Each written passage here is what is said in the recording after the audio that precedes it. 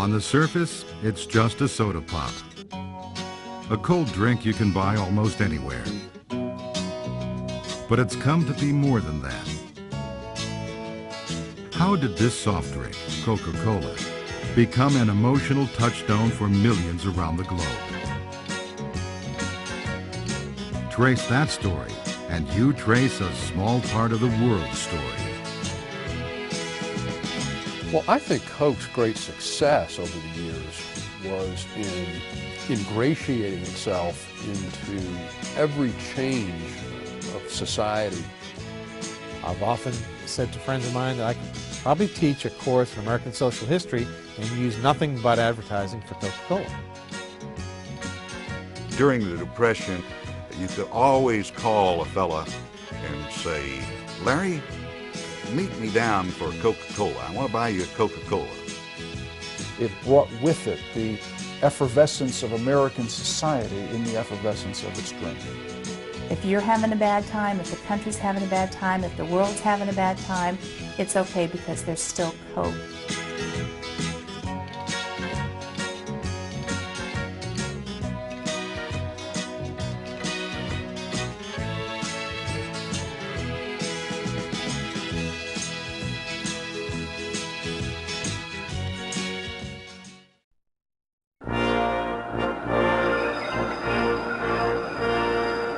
'86 was a good year for cultural icons. The Statue of Liberty was unveiled to great fanfare in New York Harbor. In London, Sherlock Holmes first stalked the literary streets. And in the basement of a house in Atlanta, Georgia, an unsuccessful pharmacist was brewing up something that started out as a soft drink, but ended up an icon of its own. His name was John Pemberton. Everybody in Atlanta knew him as Doc, and he'd spent most of his life looking for the product that was going to make him rich. There's not a lot that is known about Pemberton and his life. He took some medical training early in his career. He had some training as a pharmacist. He served in the Civil War as an officer in the Confederate forces.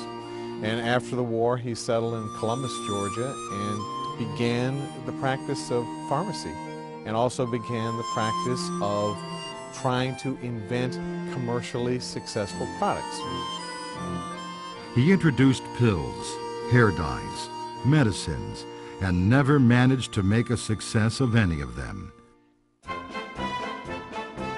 In 1870, he moved to Atlanta, a booming, brawling railroad town still rising from the ashes of Sherman's March. In those days, civic leaders were anxious to leave the wounds of the Civil War behind, make amends with the North, and join the 19th century's Industrial Revolution. They called it the New South, and Atlanta would lead the way. The city's cash crop was cash, and Doc Pemberton was hoping to harvest his share. These are not traditional values of the kinds of characters we see, for example, in Gone with the Wind, who are interested in preserving the old traditions and staying on the old plantation. This is not Mr. Pemberton. Unfortunately, Atlanta wasn't any kinder to the pharmacist than Columbus had been. He still couldn't come up with a real moneymaker. But by the spring of 1886, Pemberton had yet another bright idea, and more importantly, a new business partner, a Yankee. I love the idea that Coke is founded by this odd couple, because you have this handsome chemist, a Civil War hero, Doc Pemberton from Columbus, Georgia. But we wouldn't know what we were talking about today if it hadn't been for this diminutive Yankee veteran of the Union Army who just wandered into town with a small printing press and tried to gain a career in advertising, and that's Frank Robinson. Robinson's advertising know-how made him a natural partner for Pemberton, who was always better at creating products than he was at selling them. Together they decided to focus on that new idea Pemberton had been tinkering with, a beverage. they'd be staking their claim not at the medicine counter, but at a new American institution, the soda fountain. From here, from there, from everywhere they came, attracted to the current counterpart of the inns and watering places of colonial days. The new gathering place of a new age, the soda fountain, helping to make the 90s gay. Soda fountain wasn't just a place to go and refresh yourself because you were thirsty. It was a place to sit down with your friends, to have conversations, to talk about the politics, the culture. And so it was a place where people naturally gathered. They're important as new kinds of meeting places in a changing downtown atmosphere that includes both men and women, for one thing. This is a place where ladies can go without fear of censorship. They can go to drugstores and sit at a soda fountain and partake in some ice cream confection. And they were especially important to this Victorian age.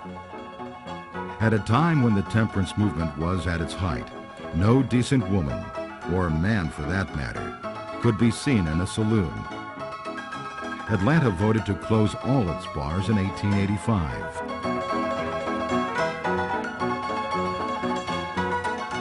But a soda fountain was a place where everyone could gather.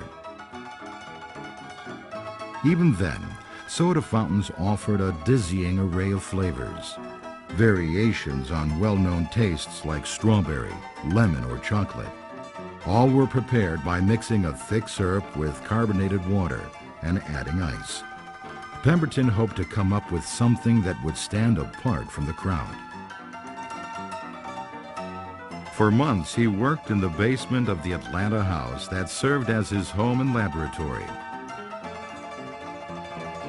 He added flavorings to boiling water to make a syrup, and every so often, he'd dispatch a sample to the soda fountain at Jacob's Pharmacy to see what people thought. It's very hard to go back to May of 1886 and try and figure out what was in the mind of a man like John Pemberton. My guess is that in his mind, he was just trying to find a magical formula that was going to sell. And so you took it one drink at a time. You took it one container of syrup at a time. People said they liked it. Let's try another one. On May 8, 1886, he decided that he finally had it right. It was a brand new flavor. And more than a century later, it's hard to understand the impact it must have had on the first people who drank it. It's not as if Pemberton had created a new kind of cola. There were no colas, period. The cola flavor is a very distinct kind of flavor. And it's something that flavor chemists tell us is something that you forget very quickly, so that you can have a cola-flavored drink, and maybe half an hour later, you're ready to have another cola-flavored drink. Of course, no one knew this in 1886. It was up to Frank Robinson to sell this new concoction. His first step, name the product. Coca Cola. It's catchy. It's like Route 66. You can't imagine it being any other way. Something catchy about the repetitions, the O's, the U's, all of that stuff. If they had called it elixir of wild mountain grape or something, I doubt they'd still be around today. And because he was a bookkeeper, he had this fine 19th century Spencerian hand, and so he wrote it out in script. And it's Frank Robinson's signature, if you will, that created the famous logo for Coca-Cola, a logo that has remained almost the same for 115 years. Robinson also took out the very first advertisement for Coca-Cola in the May 29th Atlanta Constitution.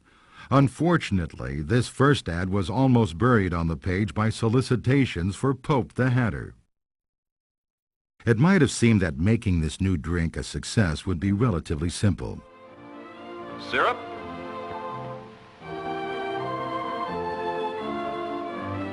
finely chipped ice,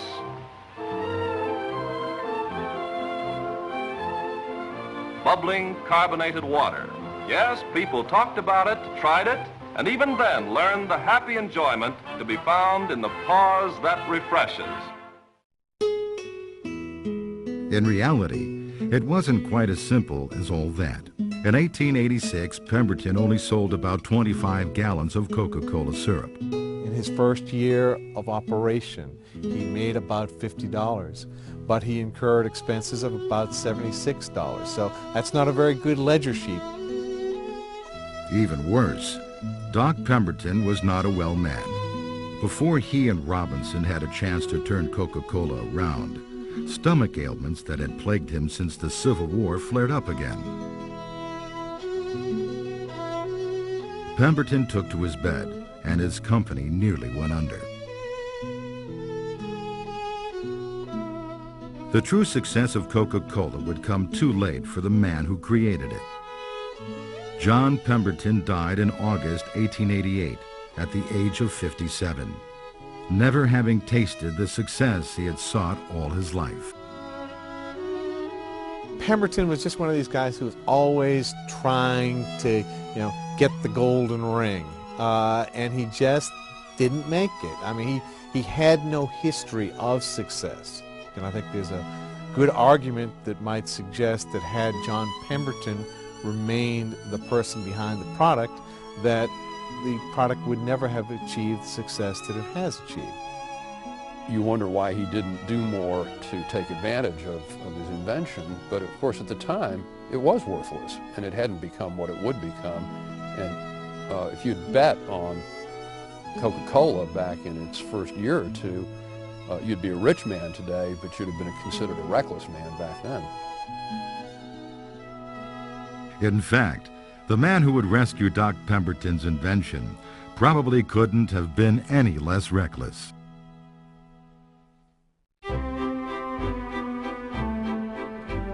Asa Griggs Candler once asked Doc Pemberton for a job and was turned down.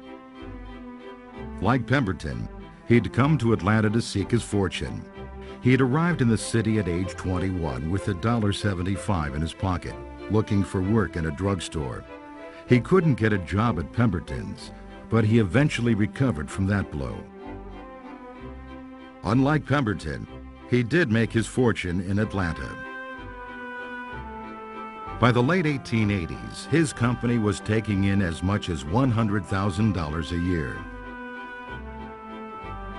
He was also a pillar of rectitude. No one could accuse Asa Candler of being a frivolous man, whether in his business dealings or his personal beliefs.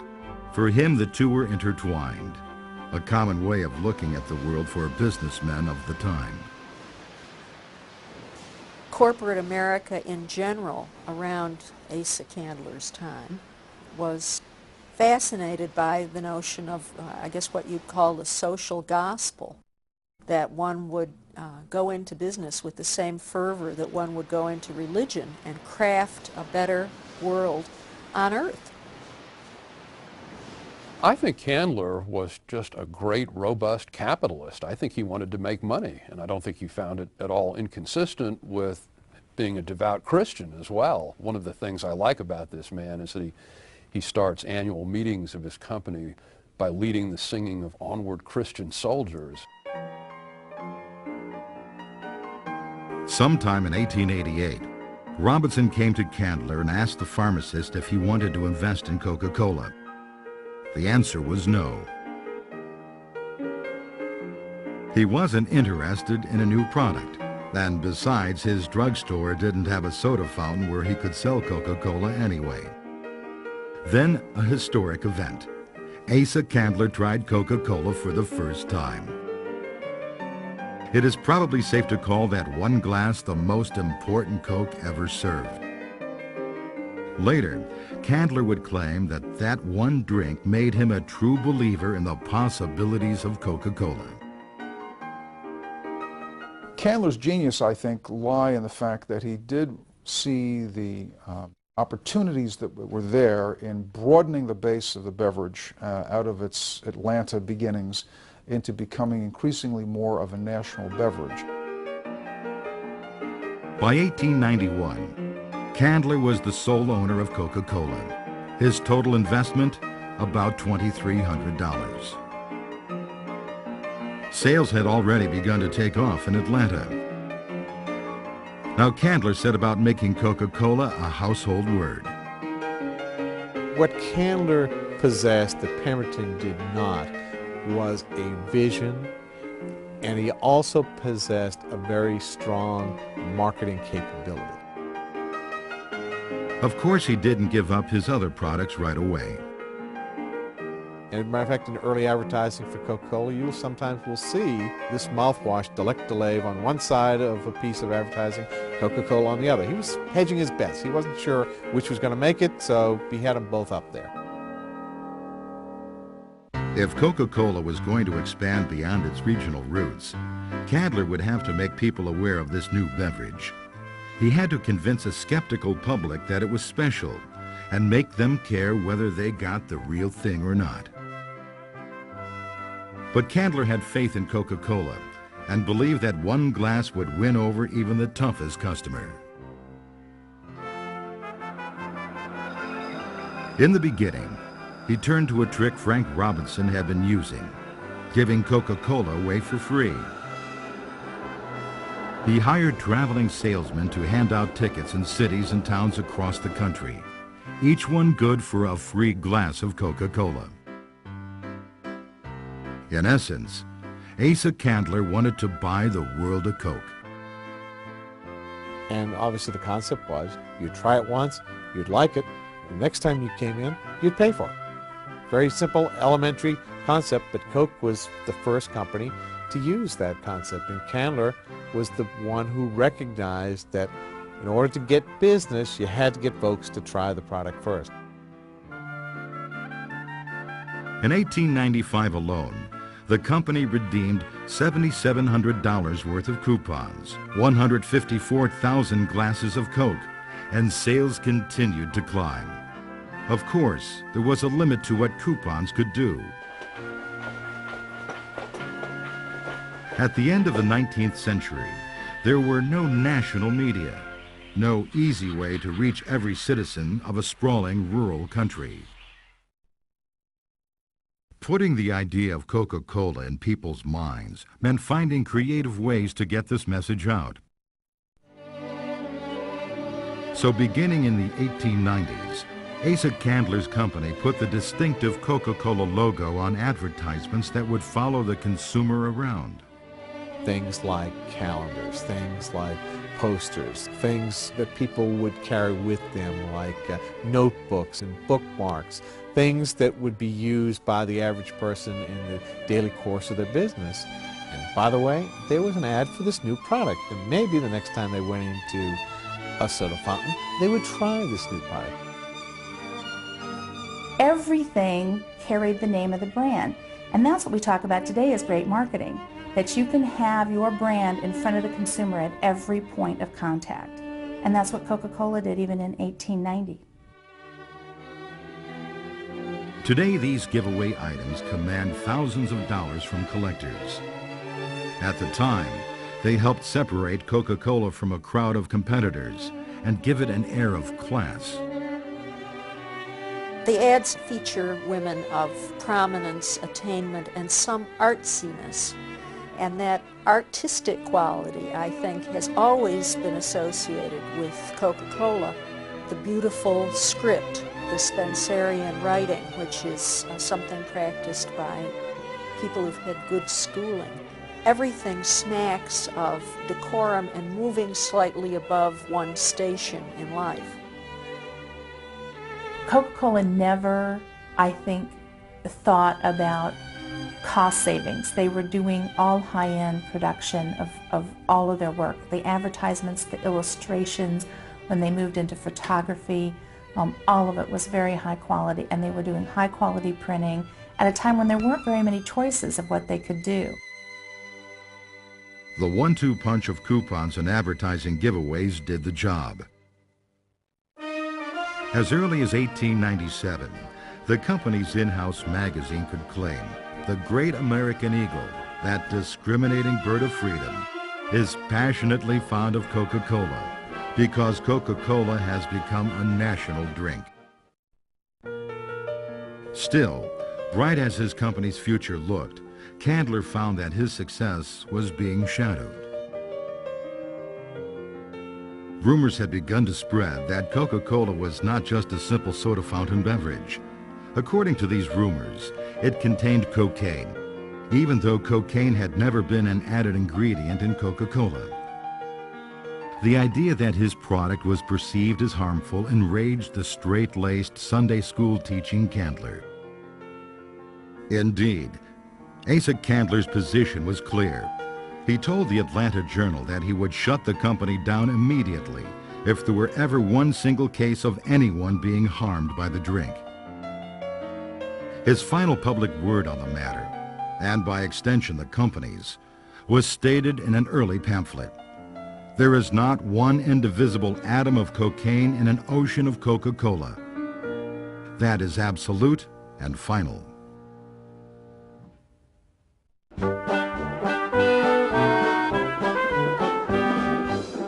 By the end of the 19th century, Coca-Cola was being sold in some quantity in all 46 states. Yet nearly all those sales came at soda fountains. Anyone who wanted to take a bottle of Coke with them was probably out of luck. And Asa Candler didn't see anything wrong with that. One can make the argument that Candler lacked vision in the sense that he never grasped completely the potential of the bottled market. He did not go into bottling himself and had no interest in doing that. Round and round, bottle after bottle, moving endlessly to satisfy the needs of thirsty people everywhere.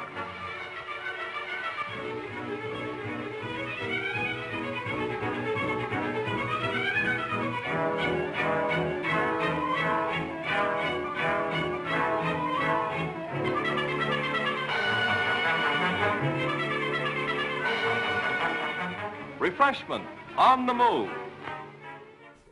Well, this bottle, for a lot of different reasons, is almost the perfect commercial package. Now, first of all, it fits in the hand just perfectly. And I think the genius of the design is that it feels good. The embossed letters have a tactile quality to them. And it all enhances the anticipation of the drink itself. So I don't think they could have done any better. Of course, before they created that bottle, they had to figure out if it was even feasible to sell Coca-Cola in bottles at all. Part of the problem was technological. If you wanted to put soda in bottles in the early 1890s, your best option was known as a Hutchinson bottle. The unique thing about these bottles, and this is the way they bottled soft drinks at the time, was that the stopper was actually inside the bottle, and it was held in place by pressure from the soft drink, and there was a wire attached to the rubber or cork insert that was pulled tight inside the opening. And then when you're ready to drink it, you have to take your hand and pop it. And that's also where soda pop came from. They would take it and make the pop sound, but then that stopper would fall back into the product. So there might have been some quality issues.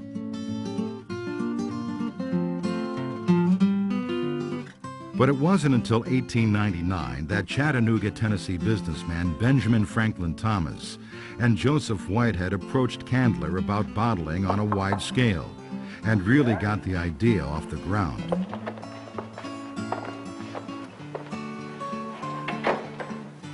Thomas and Whitehead's meeting with Asa Candler would become a legendary moment in Coca-Cola history.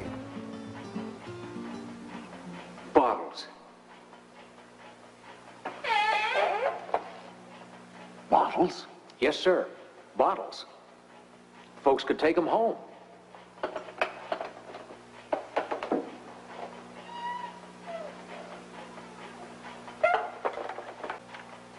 Candler's response was firm.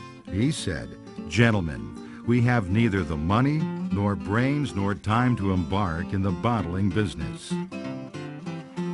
But he was happy to sell these Chattanooga businessmen Coca Cola syrup if they were willing to go to the trouble of getting it into bottles and ensuring its quality once it got there.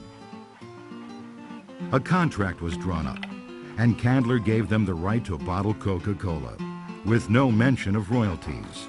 In essence, he signed away the rights for nothing.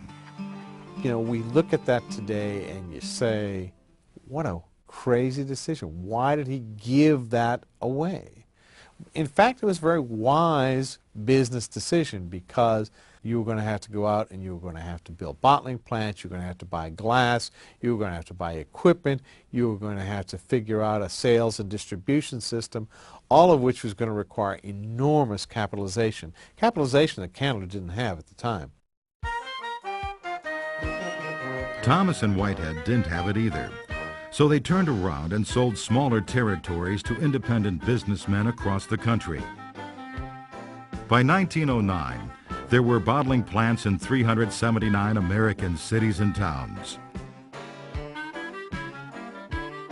These early bottlers were usually ambitious small-town businessmen eager to get a piece of a national corporation, within limits, of course. Well, frequently the franchisee, the bottler, would say, no, I don't think I want that 300-mile territory. I'll just have a radius of 25 miles of the courthouse square, because that was the length that you could come in and out in a day with a mule drawing a wagon.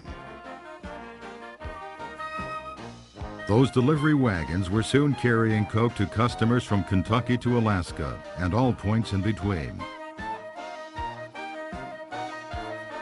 Ads trumpeted the portability of Coca-Cola, a beverage as modern as the horseless carriage, or as the new bottle caps that kept the drink fresh.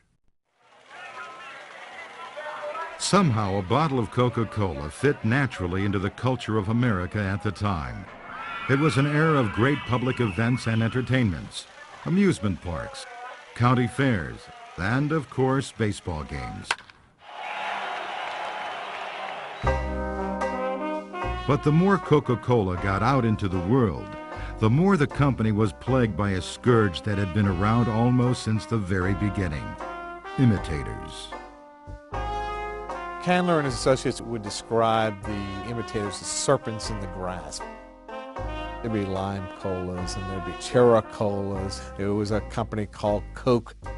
People who would spring up and try to capitalize on the success of this new product. Bottles made the problem worse. At the time, Coca-Cola was being sold in generic, straight-sided bottles. The labels bore Candler's signature as proof of their authenticity, but that didn't always help. These bottles, when they were sold in a retail store, were kept in a barrel full of ice. There really wasn't a dedicated place to sell soft drinks, so the bottle is sitting probably shoulder high in ice, and these paper labels would come off. So when you might be taking the bottle out of the ice, it may or may not have a label on it. The only way to deal with this issue was to standardize the package, to come up with a bottle and a shape that was so unique that you could tell it was a Coca-Cola bottle by feeling it, even in the dark. A bottle that was so unique that even if you saw one shattered on the street, you would be able to tell just by looking at the pieces and the shape that that was a Coca-Cola bottle. The Coca-Cola Company put out a call for submissions, and the winning design was announced in 1916. The winning design had been created at a glass factory in Terre Haute, Indiana, after an employee looked up cocoa in an encyclopedia, mistakenly believing cocoa had something to do with Coca-Cola. The bottle mimicked the shape of the cocoa tree's seed pod. When they ran tests through the bottling line didn't hold this bottle in because of the shape. To take it to the bottlers, we had to streamline it a bit. A bottle that was shaped somewhat like the female form, a bottle that we refer to today as the contour bottle, which has been referred to in the past as the hobble skirt bottle by many people, because again it did sort of mimic the female shape. And when The Root Glass Company produced this bottle, showed it to the bottlers, and patented it so that it was protected. They took out an ad that said, "We've bottled up the pirates of business." 2 bottles of Coca Cola. Yeah? Make sure it's Coca Cola. All them bottles look pretty much alike. Not now, they don't. Is that Coca Cola? Yes, sir. And that's the brand new bottle for Coca Cola. The hobble skirt bottle.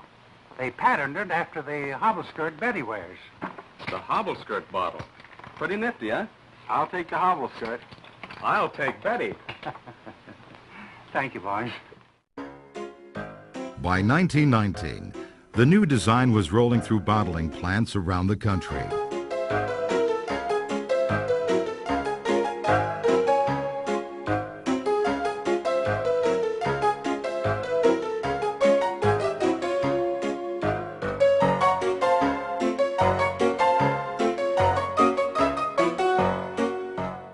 Over the years, that green glass bottle designed in Terre Haute, Indiana, would become the world's single most celebrated package. Designer Raymond Loewy said it had 20 cleverly concealed devices to lure and satisfy the hand. Andy Warhol depicted it in some of his first pop art paintings. And the bottle has even been celebrated in poetry. Heaviness and strength are its attributes, and a smoothness of throat. Even here, in its nugatory and neglected stance, it sends out a gelid touch into the cellar light, a cold, stony impetus towards coolness, and it outlives forever the ephemeral and amber flurry of its winking foam, the million-eyed beady run of its tingling passage.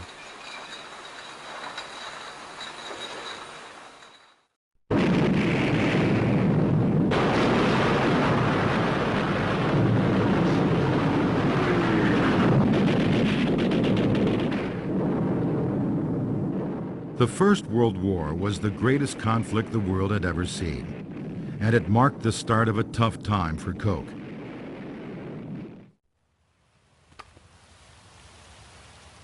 By 1917, when America entered the war, the Coca Cola Company was the world's largest consumer of sugar.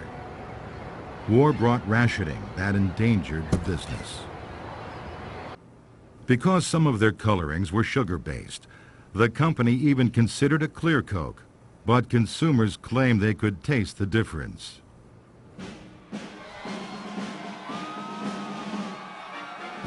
And the end of the war didn't bring an end to the problem. Instead, it brought recession and fluctuating sugar prices that almost killed the company. These crises took their toll on Asa Candler, the man who once had such faith in Coca-Cola. The Candlers, quite frankly, thought that soft drinks perhaps had gone about as far as they were going to go. In 1919, the Candler family sold the Coca-Cola Company. The sale price, $25 million, the largest financial transaction in the history of the South. Not a bad return on Candler's $2,300 investment. In retrospect, it was probably a good time for a changing of the guard. American culture was about to be turned upside down.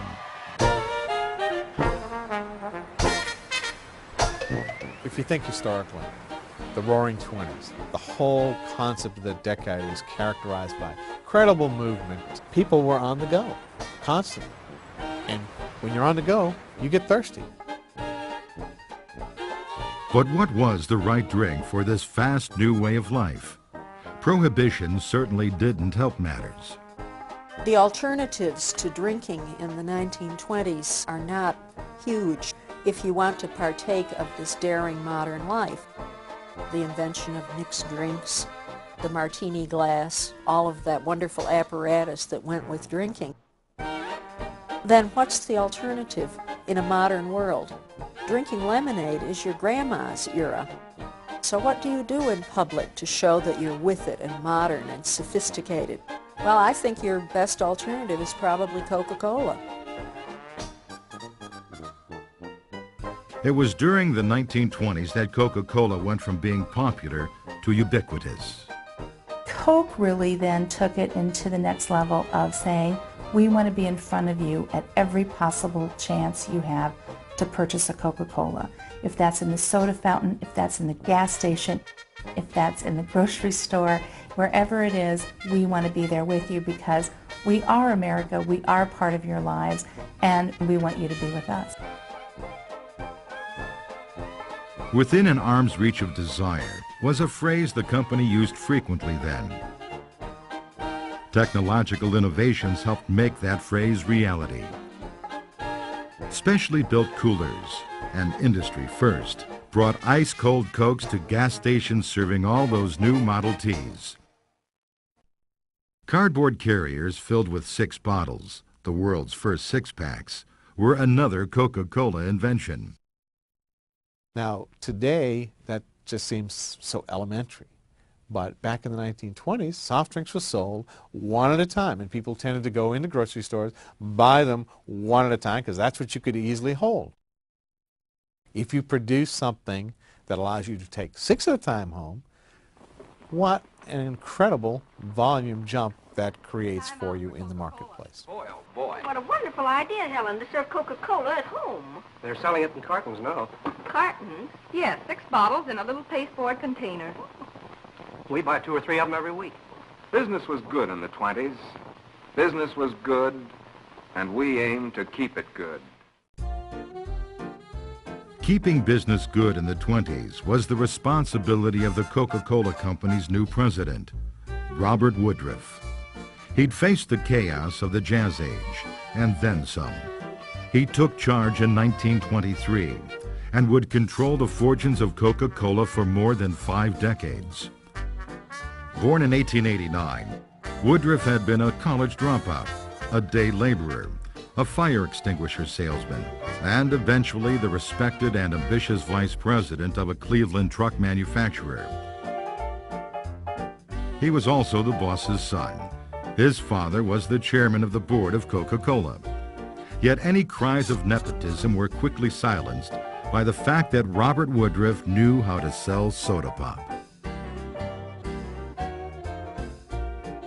Stories go on about him traveling throughout the South, and at every opportunity where soft drinks were sold, he would stop and he would look at the bottle caps in the coolers and see how many Coca-Colas were sold as opposed to oranges and grapes and other soft drink products. And he would take that as a measure of how well he was doing. And he was never doing well enough. He's traveling through Moose Jaw, Saskatchewan one winter on the train, and goes in a train station, and there are people bundled up in woolens by a stove, and they're sweating and they're hot. In the dead of winter, it's 35 degrees below zero, but they're hot and they're drinking a Coca-Cola. And he looks at per capita figures and he sees that as much Coke is consumed in Montreal as Miami, and he begins to think we can't just be a summertime drink anymore. We want to sell Coke around the calendar. Perhaps most importantly, Robert Woodruff understood the power of his company's most priceless asset, its legendary secret formula. Well, people always ask, is there a secret formula? And of course, Woodruff did a lot to make sure that that was part of the American mystique. I mean, he said it was a secret and then went about publicizing its existence in every way that he could. When he first came to the company, the formula itself was being held as collateral for a loan from a New York bank. Once the loan was paid, Woodruff personally escorted the formula on the train back to Atlanta, accompanied by guards and great public fanfare. And put it in the vault in the basement of his family-controlled bank, which is today SunTrust, and it's still there. The idea of the secret formula would become a source of endless speculation and interest to people around the world. Who was allowed to know the formula? Where was it actually kept? Was it actually even written down? On these questions, the company would always remain tight-lipped. Yeah, it is one of those things that we won't talk about. We don't want to make public commentary about the number of people who know the formula, exactly where it is, exactly what form it's in, all those kinds of questions. It really just helps keep folks interested in the product. That's a good thing. I mean, on the face of it, it's rather an absurdity. One would think that any kind of good qualitative analysis and good chemistry could come up very clearly with what the formula was. But it has added to the mystique, the identification of the brand name, and is one of the great success stories in the history of marketing. But beyond the six-packs, coolers, wintertime, and even the secret formula, Robert Woodruff had one clear vision: that this all-American national beverage really should be sold around the world. Cuba and Mexico, among other countries, saw the arrival of Coca Cola in the early years of the century, always in small quantities. But Woodruff was determined to take Coke worldwide on the largest possible scale. I think Woodruff's unusual in this respect, that there may have been other American businessmen who appreciated the potential of a global market, but you didn't find many of them in the American South. But Woodruff had the advantage of working for a truck maker up in Cleveland.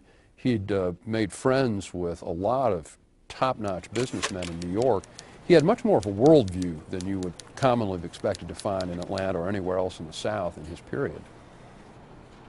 And he sets in motion an organization that is designed to sell Coca-Cola outside the United States. Huge visionary, a thought that conflicted with a lot of his own board of directors. People just thought this was kind of a nutty idea. The real point I think to make is that if there were those who were opposed to what he was doing, that didn't really mean very much. This was really a company which was driven by this individual who was able to use the force of his will and the financial power that he had in terms of controlling the firm to take the firm in what directions he wished to do. This was a task that would indeed require a great deal of faith. The problem was getting it beyond the expatriate community. For years and years, you could get Cokes in luxury hotels, on steamships, post exchanges, on military bases, but the native populations of the world didn't know it at all. England, for example, seemed like a natural market. The English had an affinity for soda waters, and there was no language barrier to overcome. But England also had no history of iced beverages. In a country without coolers and soda fountains, Coke was a no-go. It would take 2 more decades and changes to the global culture to make Woodruff's dream reality. By the late 1920s, though, Coke was universally available in America. According to Fortune magazine, out of 110,000 soda fountains in the U.S., only 6 didn't sell Coke. And Americans were keeping these fountains busy. In the prosperous yet harried society of the 1920s, the idea of simply taking a break for refreshment and pleasure became more and more important. With the increased pace of modernity, you have to be a given place at a given time. So the notion of taking a break means that you take a break from what the established order is from 9 to 5. This was an area for personal expression, a break. And what better modern personal expression, indeed, than this most urban of beverages, Coca Cola. The pause that refreshes, they called it, starting in 1929. It was one of the most successful and long-lasting slogans in the history of the brand.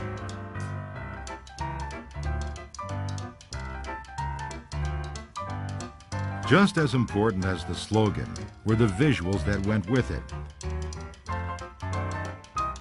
The decades between the wars would become known as the golden age of American advertising art. And the best artists of the time were working for Coke, showcasing not only the modern scene, but an idealized America that was fast fading.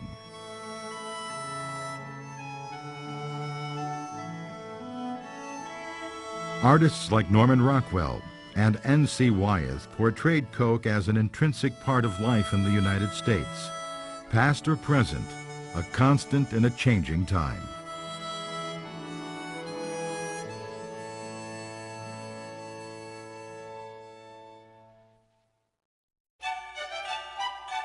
But the most lasting contribution of these ads to pop culture was also the most surprising, and it came at Christmas. The development and use of Santa Claus in advertising for Coca Cola comes out of the fact that the winter months were not strong months for the sale of soft drinks, and for Coca Cola specifically. They were trying to come up with an advertising concept that would link Coca Cola to the winter months and very specifically to the holidays. The first ad showed a department store Santa refreshing himself with a Coke after his shift.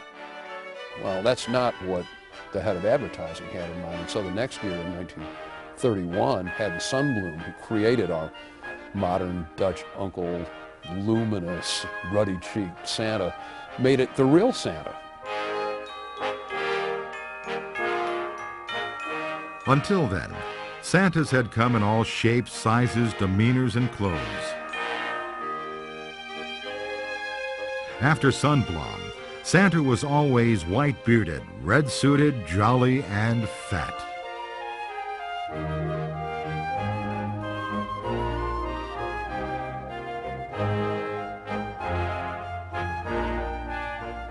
And when he was interviewed on this subject, Sundblom said that he made him the opposite of those depressing Depression-era street corner Santas that he saw around Chicago, who were always skinny old alcoholics standing on the street corner ringing bells, and that what he wanted to do was to create an image of happiness and abundance, and so his Santa was fat.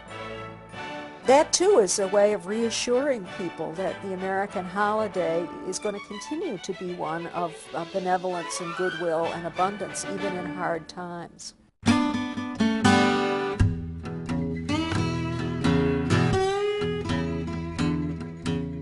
The Christmas of 1931, that first brought the Coca-Cola Santa to the world, was a tough one for many Americans.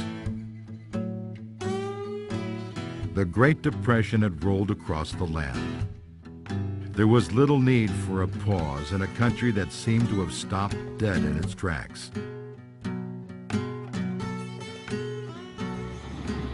Yet Coke sales stayed high. In tough times, people cling to the familiar, and Coca-Cola was certainly that. Hi there, fellas. Hiya, Sam. Found a job yet? Not yet. Well, times is tough, all right. Yeah, I'll say. 2 bottles of Coca-Cola. During the Depression, you could always call a fella and say, Larry, meet me down for Coca-Cola. I want to buy you a Coca-Cola. And you'd ask, you know, you could always afford a 5-cent drink. And that was the sign of good taste and friendship. Our lady luck was Coca-Cola. Stopping to have a Coke helped people remember a time when they had a job to take a break from. And Coca-Cola advertising continued to reflect the hopes and dreams of Americans. Hollywood stars, who were letting Americans escape at their local movie theater, also became reminders of how Coke could help people escape too.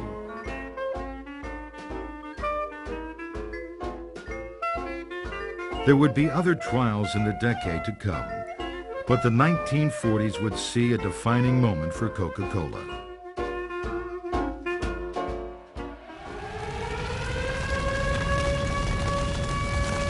By 1941, the world had divided itself into 2 camps, one armed, the other unarmed. On the surface, life in the United States was going on as usual. But in 1941, there was an undercurrent of tension in the air across America. Anxiety that manifested itself even in this promotional film that the Coca Cola Company released that year. Extra, extra, get your latest war extra. Read all about it. Extra paper. Have you seen the latest edition? I suppose you have. I suppose you feel pretty much as I do about it. Awful, isn't it? The headlines, I mean. Death, destruction, upheaval, unrest. It makes you wonder what the world's coming to. Yes, sir. What's the world coming to?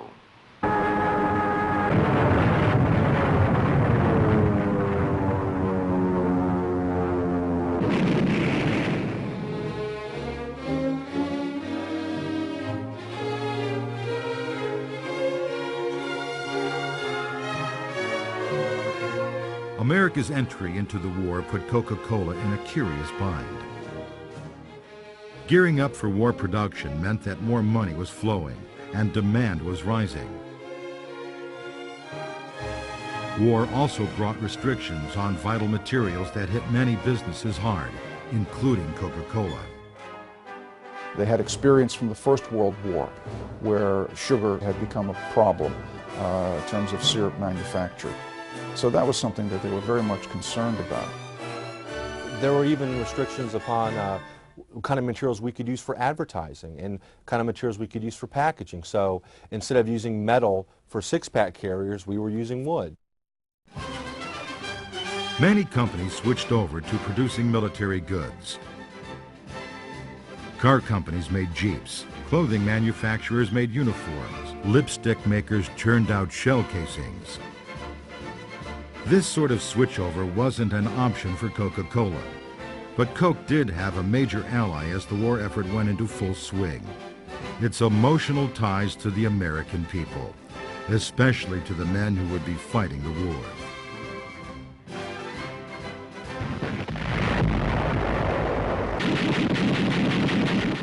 Suddenly, cabbies, soda jerks, mechanics, and farmers found themselves on the battlefield.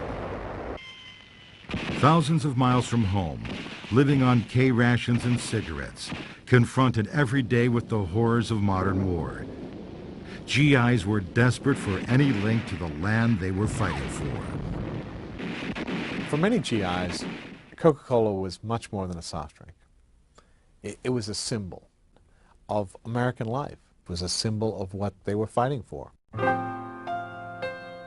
From the earliest days of the war, letters came into the Coca-Cola Company and its bottlers from American troops around the world. If anyone asked us what we're fighting for, we think half of us would answer the right to buy Coca-Cola again.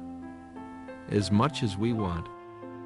Even a mirage cannot slack our thirst, and we must fall back on those dreams of yesteryear, when we moved up to the soda fountain and sighed contentedly, "Cherry Coke, large glass, plenty of ice."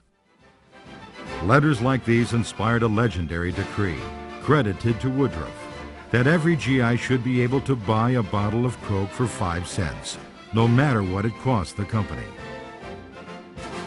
It was patriotic, it was a wonderful statement, and the firm did a lot to make that come true, but it also was a brilliant business decision as well. But there was a problem with that pledge. Bottled Coca-Cola was heavy, bulky, and difficult to transport. Arms and vital material had priority on supply ships.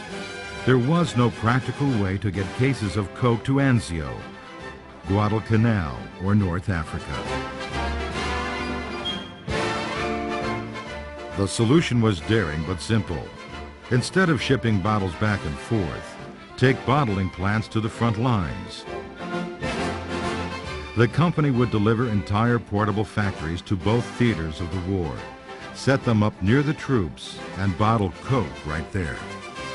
Now we've got a very risky and costly proposition here because it's expensive to go out into the field, but Coke does. It's easy for us in hindsight to say, oh, what a brilliant move that was, but in fact it was a dangerous economic move in some respects, because we didn't know that the Americans were going to win the war. For all we knew, we might not win the war at all.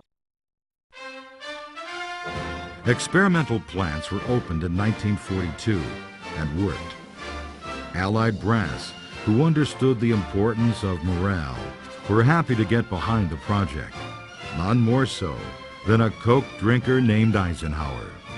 In June 1943, this telegram came from Ike's headquarters in North Africa to Coke headquarters in Atlanta. In it, a tall order: 6 million bottles of Coke a month, and fast. Filling this order was the responsibility of longtime company engineers, who served as technical observers in Army uniform but without official Army rank. The technical observers, or TOs, who went out into the field, they faced danger. Some were killed. After the Normandy invasion, they went riding across the plains in France with these smaller field bottling units in the back of the jeeps. They helped the GI liberate Europe. They were there as part of the scene. And these guys were working under conditions where, you know, you didn't have electricity easily, you didn't have a lot of raw materials to work with, and you had to basically make it up as you went along.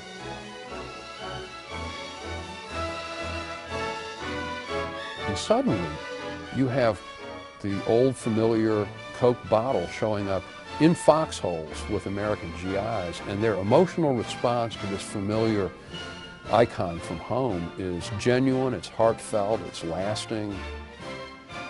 And because of that, we have literally hundreds of letters from GIs recounting their emotional experience at being able to have just a little bit of American life near the battlefield. I can truthfully say that I haven't seen smiles spread over a bunch of boys' faces as they did when they saw Coca Cola in this godforsaken place. It is surprising what a little thing like a Coca Cola means to a man in the fighting over here.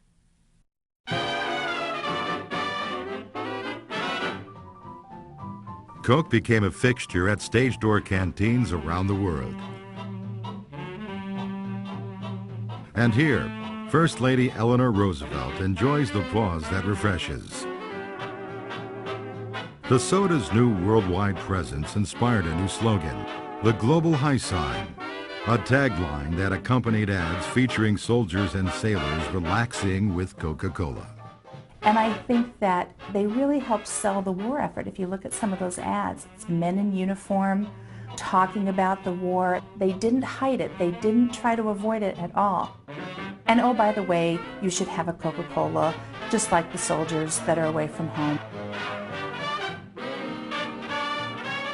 By war's end, there were 64 bottling plants in operation, from Egypt to Iceland, from Iran to New Guinea.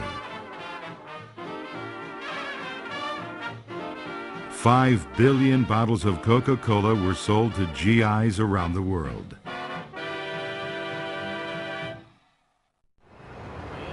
The cost of bottling near the front lines had been high. Keeping the price for soldiers at 5 cents a bottle was often a losing proposition.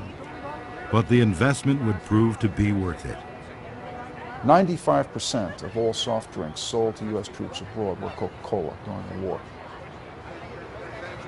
A survey by the American Legion just after the war showed that more than 60% of veterans said Coke was their favorite soft drink. The closest runner-up got about 7%. Since this had created such a powerful link between the values they were fighting for and this product, it seems inevitable that after World War II, they would choose that product above all others for most occasions and begin to introduce it into the new family life that's coming into focus as a part of the suburbanizing of America.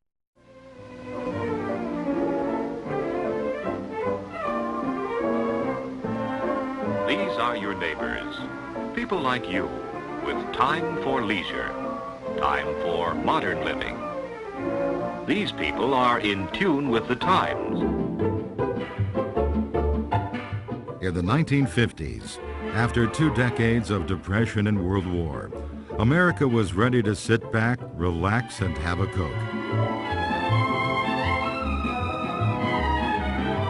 It was something of a golden age for Coca Cola, the perfect accompaniment to an era of good, clean fun.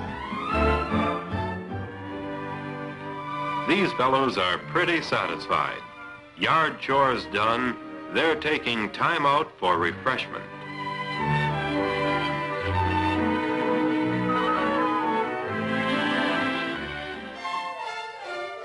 The years of shortages, penny pinching, and rationing were over, forgotten in a burst of confidence and prosperity.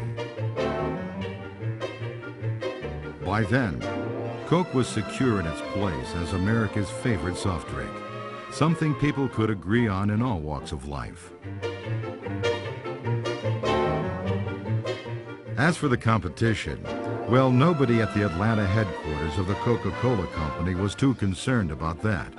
In my days with the company, the opposition was called, quote, the imitator, end quote. Now, I did hear someone occasionally refer to a product called P-Cola, but I never worried much about the opposition, and I felt like we could always overcome it.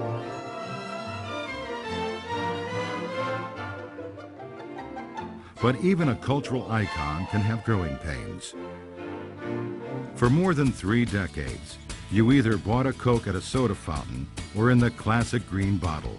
6.5 ounces, no more, no less. Robert Woodruff, still the driving force behind Coke, thought things were perfect just as they were. It was consumers who changed the way Coke was delivered in typical 50s fashion.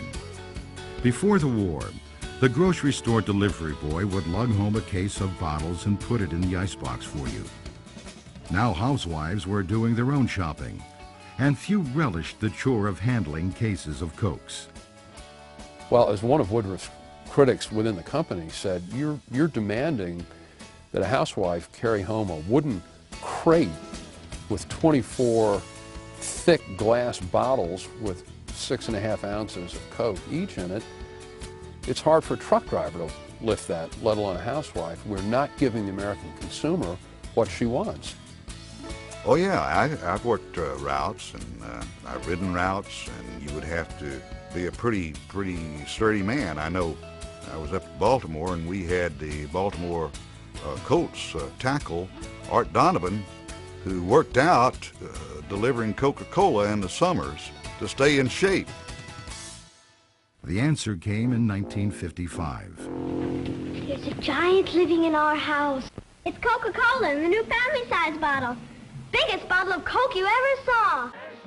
Bigger bottles, all carefully designed to resemble the old familiar classic bottle. In 3 bottle sizes. As one executive put it, bringing out another bottle was like being unfaithful to your wife. Coca-Cola in the standard size and But consumers had spoken. And just look at how that big family-size bottle makes Coke so easy to serve. Use that big... The thing you want most in the 50s is easy. So you want the supplies of Coke right in your house. That's a real change for Coca-Cola, too, which has been so much associated with the workplace and then even with the armed forces. Suddenly now, it becomes something that is indispensable for the home. And the message of these changes was coming to Americans through a wooden box that stood in the corner of more and more living rooms every day. Come on in. Fish is the name. You know, I enjoy watching TV just like you do. And I know this, TV's even more fun with a bottle of Coke in hand. There's nothing like the flavor of ice-cold Coca-Cola. In the 50s, Americans watching television were largely watching themselves, and the parade of goods brought to them courtesy of post-war prosperity. Electric Kalamazoo. To end, you'll see how like it pots of gasoline that... Coca-Cola had been on the air, the radio, since 1927. Yes, friends, it's time for another transcribed session of the Coke Club. And here's Morton Downey. But television was really the medium, I think, that brought it to the forefront because it was in everybody's homes. But more importantly, You could see the product, you could hear the product, because remember they always were showing the carbonation and how everything was fizzing out of the glass, and also see people being refreshed by the product. Television commercials were rare in those days. Instead, companies would sponsor entire shows and weave their advertising into the flow of the program. The Adventures of Ozzie and Harriet was sponsored by Coca Cola for several years. Look, from now on, I'll serve Coca-Cola and you serve the steak. Not on your life. Parties are more fun when you do the cooking. Here, have a Coke and cheer up. That's the best idea yet. Or you would have Kit Carson or one of his sidekicks showing kids how to rope a steer or mount a horse, and after you'd gone through this bit of activity, naturally you'd be thirsty, and Kit Carson and his sidekick would have Cokes and share them with their fans.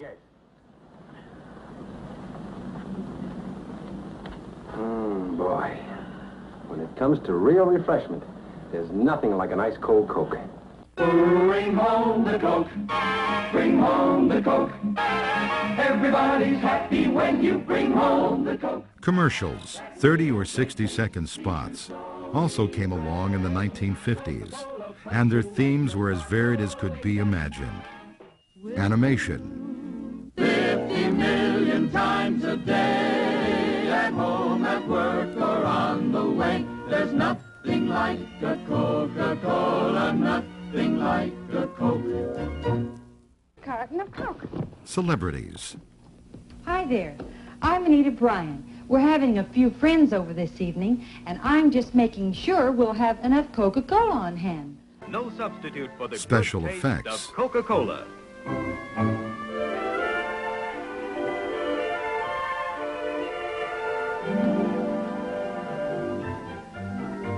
Even the bubbles taste better.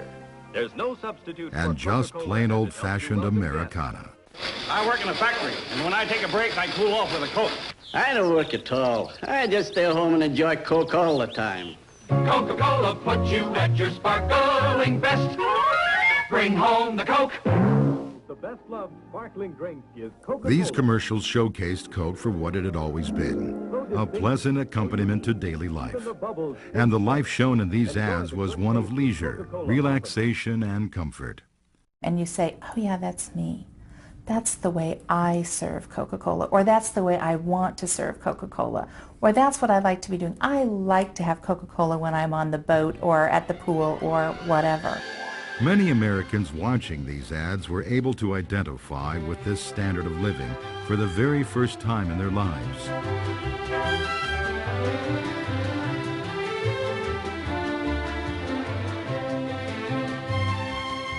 And around the world, people were turning to that way of life and hoping to emulate it in their own way. It was a unique historical moment, one that would help Coca-Cola move once and for all from an American drink to a global one.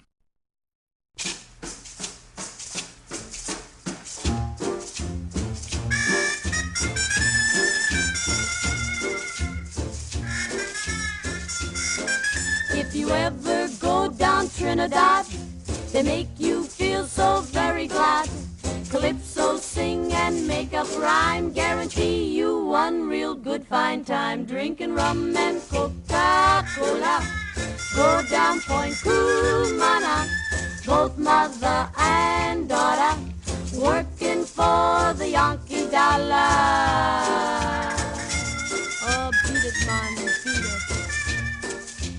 it. Starting in the late 1940s, a sight that was commonplace on the streets of America was becoming just as common around the world. The familiar red Coca-Cola logo. History was on the company's side.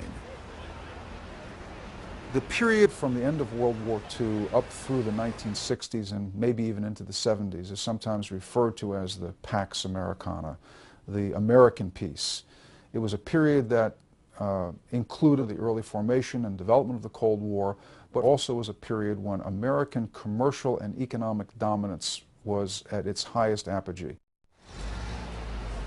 In the years after the war, cities across Europe and Asia lay in ruins.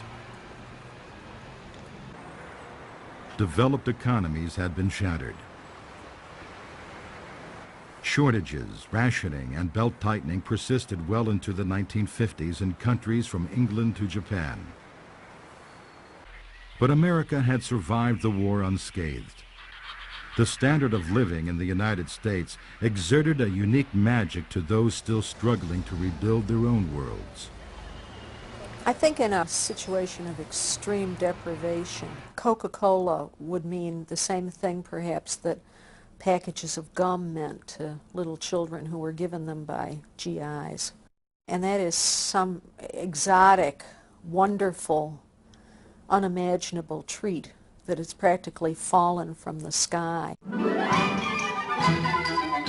It was within this environment that the Coca-Cola company really was stretching its international legs. And indeed, because of the unique identification of its trademark, became known as a leading American firm, and a firm which also was uniquely American. And the massive effort to get Coca-Cola to frontline troops in World War II finally helped the company gain a foothold around the world. First of all, it introduced Coca-Cola to the civilian populations in a lot of those areas. The troops were the major beneficiaries, but some of the civilians got it too, and they enjoyed it. Secondly, as they moved through these various areas, contacts were made with various government officials. And so, in the post-war period of time, there were entree points that hadn't existed previously, so you could begin discussions with people about establishing more permanent bottling facilities in the post-war period of time. So it just wasn't, okay, you know, we were there, now we're going to build a bottling plant. You were there as a guest and a citizen, if you will, of those countries. And a lot of relationships were formed during that wartime period that resulted in business relationships in the post-war period.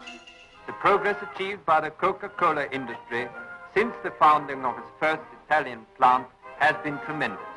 Today, Coca-Cola is to be found everywhere, in the largest and smallest towns, at every time and in any season.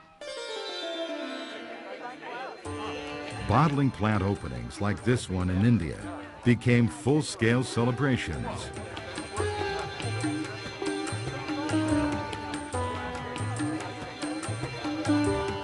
And not only was Coke available, it was selling, and fast. It may have been aspirational for some of these folks. The American lifestyle was widely regarded as being something that people, like to emulate. And to have the #1 soft drink product in their markets, that was a good thing. It gives you a sort of American vacation, like going to the movies gives you. It brought with it the effervescence of American society in the effervescence of its drink.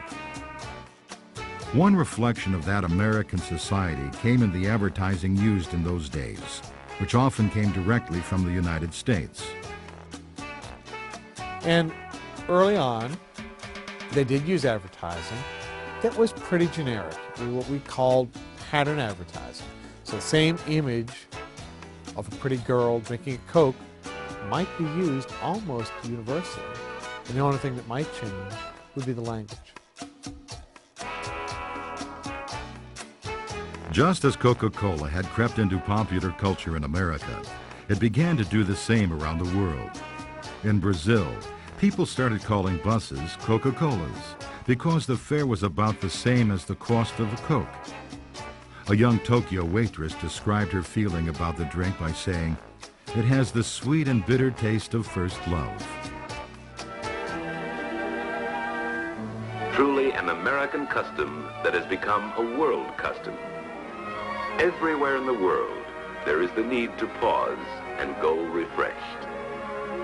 There's nothing that prevents people from having Coca-Cola. There's nothing about it that's in conflict with religious beliefs, with dietary requirements, any of those sorts of things. The only place in which Coke is not enjoyed is where politics has entered into the fray.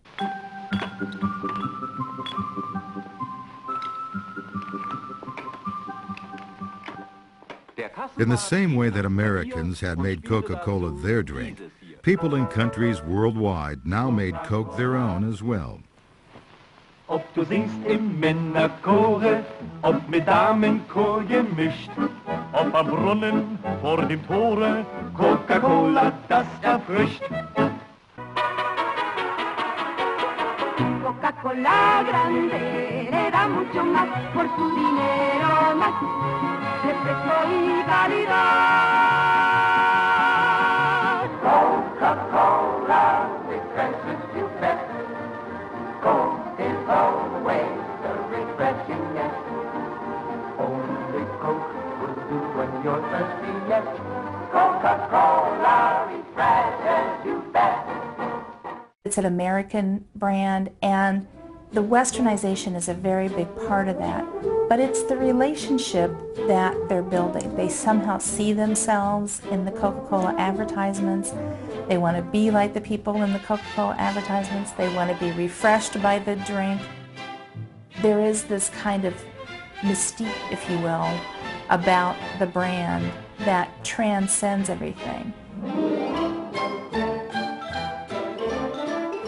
Time magazine described the beverage's global reach this way. It is simpler, sharper evidence than the Marshall Plan, or a Voice of America broadcast, that the U.S. has gone out into the world to stay.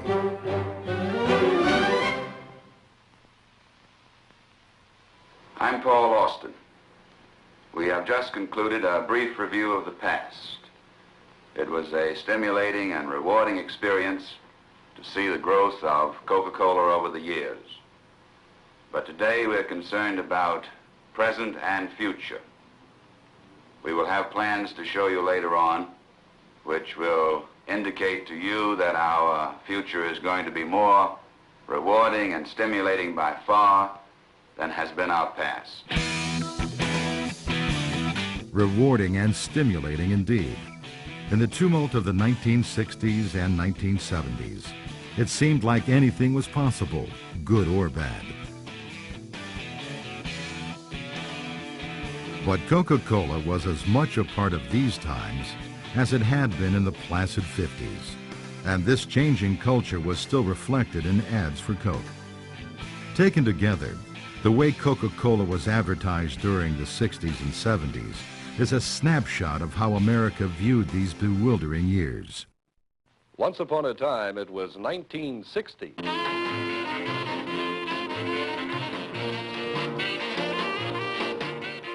At first, the 60s looked an awful lot like the 50s. As the decade began, Coke was reaching out to American youth by sponsoring films about sports or other youthful activities, always making sure to show that Coke was the perfect accompaniment to teenage fun. Another example of consideration. Someone remembers that chaperones like refreshments too. For Judy and But youth and times were changing. For Linda and Jack. Coke's great success in becoming the beloved drink of the American GI meant that it was the drink of my parents' generation, the generation that fought World War II. And you look at some of Coke's advertising in the 50s and 60s, and it was woefully out of step with this new, allegedly hip generation that was coming along. The first step Coca-Cola took toward this new generation was a jingle, first recorded by a folk group called the Limelighters in 1963. Coca-Cola, things go better with Coca-Cola, things go better with Coke. Life is much more fun when you're refreshed, and Coke refreshes you best. It was just going to be a demo for the Coca-Cola company, and had some flat notes in it, some place we had to splice together, 2 or 3 takes, but it was enough to take down there. They loved it. I said, fine, now give me some real money and we'll do you a real slick jingle. The minute the Limelighters knew they were going to be working for Coca-Cola and make all this money, they never sung it right again. We went on the air for years. With the demo. With that demo. It's the refreshingest. Food goes better with fun, goes better with you, go better with Coke. The real life one puts extra fun into and everything you do so. But it had something about it that it had a present. It jumped out at you. Yeah, it had a present. A certain present that it just jumped out at you. Fun and food and you go better with things go better with Coke. And we took it around the world. It translated to almost every language. Lorsque vous êtes réunis avec tous vos amis. Let's stop and romp with the swingin' Supreme. I dig your style, the way you smile. Let's have a Coke and talk a while. You'll go back. People like the Supremes and Roy Orbison and Petula Clark, Aretha Franklin, all sang the jingle for Coca-Cola. What you see is advertising for Coca-Cola being very reflective of a new music. And is Coke just a natural part of this new phenomenon? When you're with that girl and you're out walking, something's gone wrong and she ain't talking. Now's the time for Coca-Cola. They did sound like the records. They didn't sound like jingles. They were not jingles, you know. We were doing many songs that were 60, 30, and 90-second. They had some 90s in those days in the radio. Right. And they came out and we produced them exactly like their recordings were being done. We used a lot of the same musicians and arrangers and the same studios. So it wasn't like Madison Avenue jingle house music, and they loved the idea of it. It's so nice to leave the show. Cool my throat, have a cold, don't you know? Because things go better with Coca-Cola.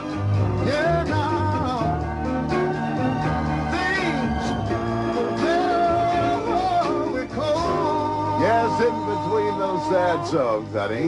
Ray Charles knows things go better with Coke. By 1969, cultural change was coming fast and furious, too fast for many. And this was a time of turmoil when everyone was questioning everything. The government, its intentions, your parents, your friends, you know, everything that was stable at one time, you were questioning that. People were searching for stability, and they were looking for something real. It's a real thing in the back of your mind. What you're hoping to find is a real thing. The real thing was when I took it down to the Coca-Cola Company, it was going to be an interim campaign, then we're going to go back to things go better with Coke. I thought it was time to, as I told people at Atlanta, to represent Coca-Cola's calling card. We are the first, the real, the legitimate, everything else is an imitator. If you want to buy imitators, fine, that's up to you. You save a few pennies. But we're the real thing. And I said, we'll run it for a year. Then we'll go back to things better with Coke. But we just never did. That's the way it is with a bottle of Coke and the way it will stay. Coca-Cola, what the world wants today. Whoa, yeah, it's a real thing. Coca-Cola is Coke. And the best-loved variation on this theme came from an observation of Coke in the real world. In early 1971, a jetload of passengers was fogged in at an Irish airport. Among them, songwriter Bill Backer, headed to a London recording session for Coca-Cola. And everybody got off hating each other. You know, there's different races, different colors, different creeds. And we sat around this little tiny airport, and I just watched how people began to get together over Coca-Cola and coffee. But they would sit and talk, and by the time 2 days later that the plane took off, people got on, you know, helping each other up and all. And while I was just sitting there, I just wrote that one line, I'd like to buy the world a Coke and keep it company. After 2 days, the plane full of now friendly passengers headed for London, where Backer pitched his idea to his writing partners, Roger Cook, Roger Greenaway, and Billy Davis. I can remember my first reaction was, yeah, I know we're selling Coca-Cola, but It's a little far flung. That's going a little bit too far. Their song was originally supposed to be a radio spot, but it was the television version that became legendary. These never-before-seen outtakes show the first attempt at filming that spot on a hillside in Italy.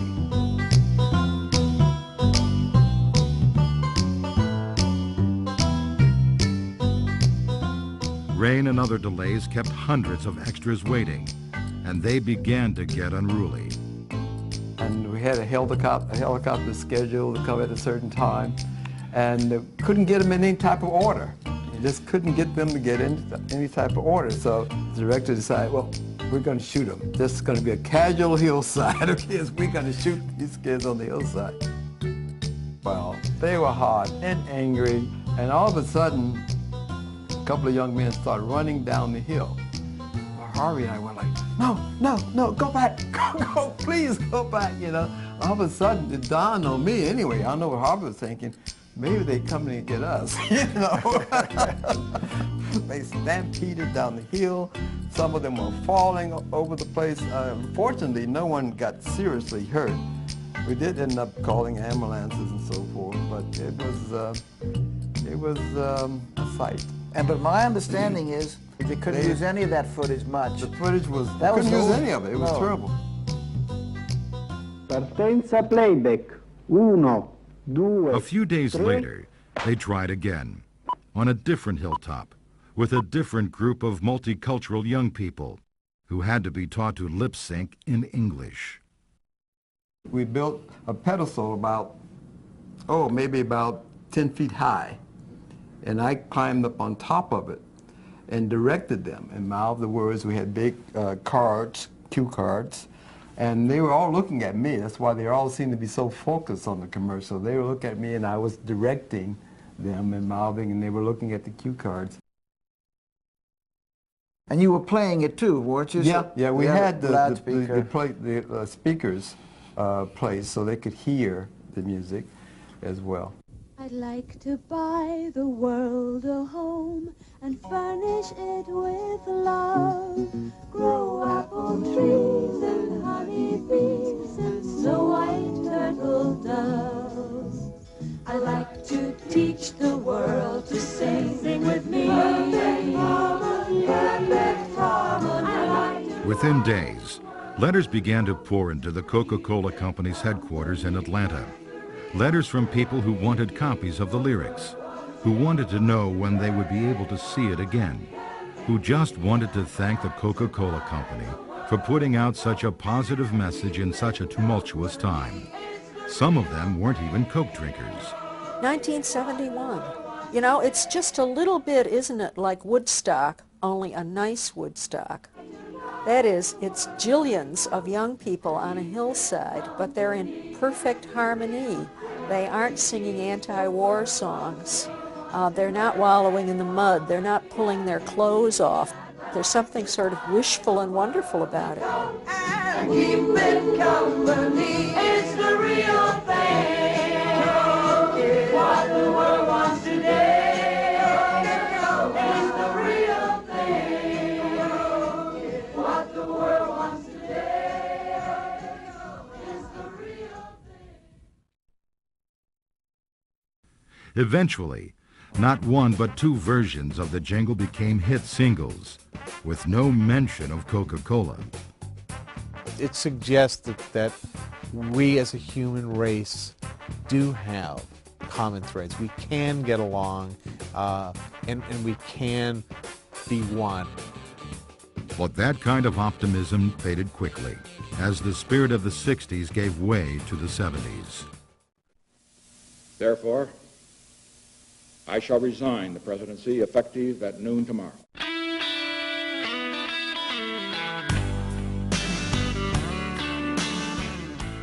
The erosion of our confidence in the future is threatening to destroy the social and the political fabric of America. Between gas lines, inflation, and national malaise, maybe people needed to pause and refresh more than ever. If you look back through the history of songs, it's when America is its most down that you see the need for upbeat songs. Pack up your troubles in the old kit bag, America was down. Happy days are here again. America was down. He said, look at all the things you got to look at. We got the world's greatest music, the world's most beautiful scenery, and the world's best soft drink. It was as simple as that. Look up, America, see what we got. Get in the sunny side of living. Look for the best, yeah, live life refreshed. Look for the real thing. Like Coca-Cola, it's the real thing. You need any help? I just want you to know. Of course, some Coke ads managed to exert an emotional pull even when they had nothing to do with contemporary events. Want my Coke? It's okay, you can have it. No. Really, you can have it. Of course, Mean Joe Green, one of the most popular football players of the decade, and pairing him up with this little kid, just wishing him well after a bad game, it really struck a chord. But that ad was transformed all over the world into different cultures, and different local communities had soccer players or lacrosse players in the same circumstances. Hey kid, catch, and that's how they all end. Again, it's all focused about seeing yourself in that ad, kind of tapping you on the shoulder and saying, hey, here we are, do you want to be a part of this? And the consumer hopefully jumps in and says, you bet, I'll drink a Coke. But America's emotional ties to Coca-Cola would be strained as never before during 80 fateful days in 1985. What was happening in the mid-'80s was the market for sugar cola was a declining market. And so folks for the first time began to question whether or not people had actually become tired of the taste of Coca-Cola. Had we finally reached a point a century after its introduction that, you know, maybe folks were just tired of this flavor. The Coca-Cola Company's research and development staff went to work on that question and came up with a surprising answer. They managed to create a new cola flavor that won taste tests hands down, against not only the competition, but the original formula for Coca-Cola. Making a change seemed logical. Well, it's very dangerous to mix logic and soft drinks together. And I've always believed in an underlying theme about Coke that the company and its product do well when the focus is on what Coke is in. And anytime you have this pleasant soft drink presented as part of the social fabric, Coke date, a break at work, whatever it might be, that works well for Coke. When the focus turns to what's in Coke, to its ingredients, it's always trouble. When you change the formula, you attack something that has an awful lot of built-up mystique with the American people. But in the mid-'80s, those people seemed to want something new. The fateful decision was made late in 1984. Press ahead with a top-secret program to launch a new Coke. It wasn't something that was talked about. It had code names, secret meetings, late-night phone calls, all building up to the introduction of what we believe was the best soft drink on earth, new Coca-Cola. The company's New York ad agency had its employees work their regular shifts, then put in after-hours work at a separate office to make sure no one knew about the change. People working on commercials for the new flavor were told it was just a new packaging design. Even the bottlers weren't let in on the secret until the day before the official public announcement. The big day, April 23, 1985. a day all Coke drinkers would long remember. The Coca Cola Company's CEO, Roberto Goizueta, broke the news at a New York City press conference. The best soft drink, Coca Cola, is now going to be even better. Simply stated, we have a new formula for Coke. Then came the questions from the press. I mean, are you 100% certain that this won't bomb, this new formula? I think, as I said, I think this is the surest move ever, because the consumer made it. We didn't. New Coke was launched in a confident blaze of publicity. But public reaction was immediate and negative. All of the taste tests said people preferred the taste of this new product to the century-old product. What they hadn't factored in was the huge emotional attachment there was to this brand. One of the things they say is they were only looking at getting people who didn't currently drink Coca-Cola to come to Coca-Cola with a change of taste. That perhaps they maybe didn't focus on the loyal drinkers and what it was going to mean to them. But it wasn't the taste of New Coke that people didn't like. It was the idea of it, of changing a constant like Coca-Cola. By mid-May, the Coca-Cola Company's Atlanta headquarters had hired extra operators to handle the 5,000 angry calls coming in each day. By June, they were handling 8,000 a day. Just like the soldiers in World War II wrote these love letters about the brand, the American people were astounded that we would change the formula for a product that had been part of their lives for almost a century at the time it was introduced. And they told us in no uncertain terms that we shouldn't do that. We didn't have the right to change the formula of their product. And many of them weren't Coca-Cola drinkers. They're just American citizens who believe that something fundamental that's a part of their society has come under attack. So you can never get away from the psychology of Coke. And that's where they made their fundamental mistake, as far as I'm concerned. By July, the company had decided that enough was enough and held another press conference. The news about the introduction of Coca-Cola Classic ran on the Dow Jones Wire at 3:18 p.m.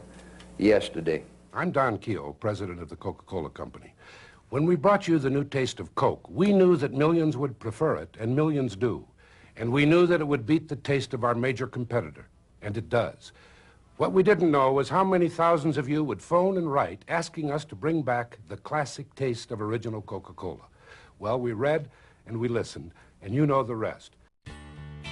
Well, you know, there are a handful of conspiracy theorists who think New Coke was a deliberate marketing ploy to rekindle this sense of allegiance to the company. I don't believe that. I've always believed that what Don Keogh, then the president of the company, said was true. He said, some critics will say Coca-Cola has made a marketing mistake. And some cynics say that we planned the whole thing. The truth is, we're not that dumb, and we're not that smart.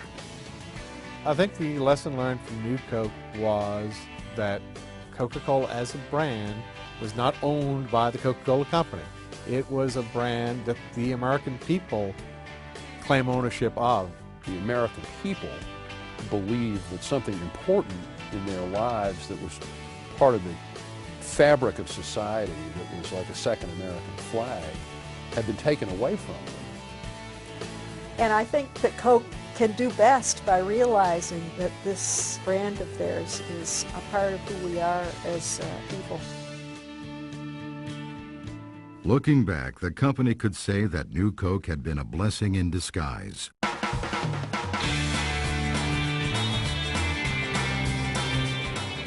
It taught once and for all that there is an intangible link between the taste of Coke and the lives of its consumers. The continued overseas success of Coca-Cola in the years since then only proves the point. At every symbolic moment of the last 2 decades, it seems that Coke has been there. The fall of Soviet communism, and for millions in the former Eastern Bloc countries, their first taste of Coca-Cola.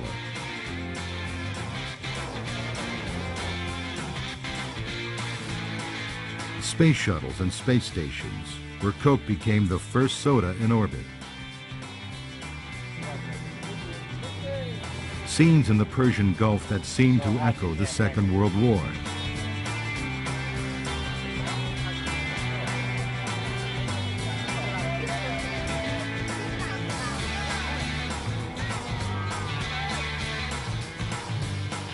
The Coca-Cola Company likes to convey its success in amazing statistics, numbers that PR people used to call gee whizzards.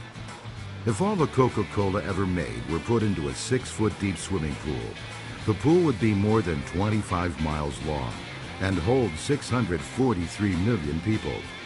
If it were to erupt from Old Faithful, it would flow for more than 1,979 years. If it were put into 8-ounce bottles, it would make a 4-lane highway encircling the world 96 times. Sold in nearly 200 countries, more than 1 billion drinks per day. The numbers roll on and on. But numbers only hint at what Coca-Cola has really come to stand for. John Pemberton created it.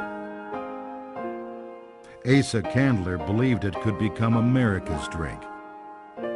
Robert Woodruff saw how it could become successful around the world. Thousands of Americans reacted with genuine emotion when the company tried to change it. It's become a link to the past that looks toward the future. And especially in today's environment where everything seems to be changing on them, all of a sudden you can still have a Coke and you know exactly how that's going to taste and you know exactly where you can get it, and it's going to refresh you the same as it did whether it was 10 days ago or 10 years ago. Certainly to Andy Warhol, the best thing about Coke was that yours was just like Elizabeth Taylor's and that all Cokes are alike. There is a democracy about this drink, and it's also quite different from, let's say, a rare vintage wine that you have to be extremely rich to own. It's different from something that's only available in a given region because it's global and it's going to be the same everywhere. And all you had to do was be in a foreign country and see a Coke sign, a country where you didn't speak the language and didn't know anyone, and you saw a Coca-Cola sign or a store that sold Coca-Cola, you felt better instantly. It's what you want it to be. And you and I can talk and pause over a Coke, and it's something that's universal. Let's have a Coke. We've talked about the fact that on a daily basis, people have to consume about 64 ounces of liquid, and that on a global basis, we represent about an ounce of that.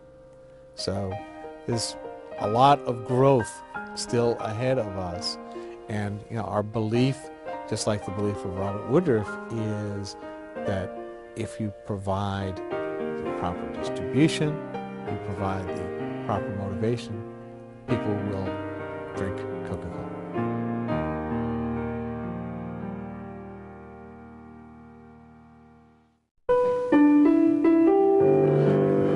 Things go better with Coca-Cola. Things go better with Coke. Life is much more fun when you're refreshed. And Coke refreshes you best. It's the refreshingest.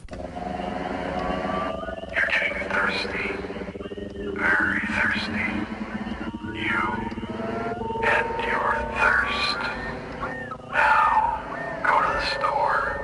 Get lots of Coca-Cola. Quench your thirst. Disregard all other soft drink advertising and drink only Coca-Cola. Always Coca-Cola. Yeah, this is Dottie Hanson. Who's this? Danya Williams from Mission High School, yeah. You want to know what to serve at your graduation party? Oh, that's easy, Danya. Are you watching High Time right now? You are? Okay, hang up and I'll show you. Well, now, if you're having a graduation party or maybe a senior picnic or a farewell party and you're looking for the really, really right thing to serve, this is it. Coca Cola in the new family size. Because this is the same delicious Coca Cola that we've all enjoyed for years, only there's lots more of it. It has the same quality, it has the same bright, bracing flavor, and it comes in a beautiful bottle that you can be proud to serve on any table, formal or informal. You know, I think you young hostesses are just like your mothers. You appreciate quality. Well, almost everyone appreciates the best, and the best is Coca Cola.